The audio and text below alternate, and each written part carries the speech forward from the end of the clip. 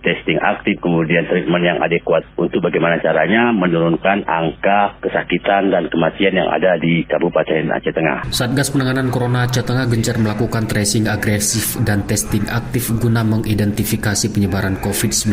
Laporan tracing dan testing itu langsung disampaikan kepada Kementerian Kesehatan.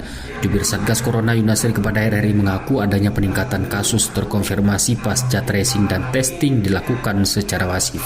Yunasri menyebut, tracing dan testing yang dilakukan petugas sesuai instruksi Menteri Dalam Negeri nomor 13 tahun 2021. Dalam instruksi itu katanya selain menjalankan 5M, memakai masker, mencuci tangan, menjaga jarak, menjauhi kerumunan dan mengurangi mobilitas, juga diperintahkan untuk melakukan 3T, tracing, testing, dan treatment atau pengobatan adekuat. Nah, kita ya kan setiap harinya rutin melakukan tracing dan testing. Karena kita sudah punya alat sendiri, kita sudah legalitasnya sudah jelas, yang bisa langsung kita hubungkan laporannya melalui Menteri Kesehatan. Resiko tracing yang agresif dan testing yang aktif ini akan tentunya peningkatan kasus positif.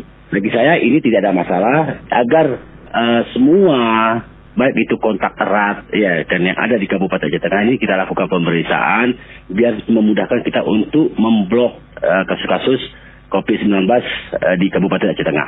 Yunasri juga melaporkan Aceh Tengah sudah menjadi zona merah penyebaran COVID-19. Karenanya ia meminta agar warga untuk memperketat protokol kesehatan saat beraktivitas di luar rumah.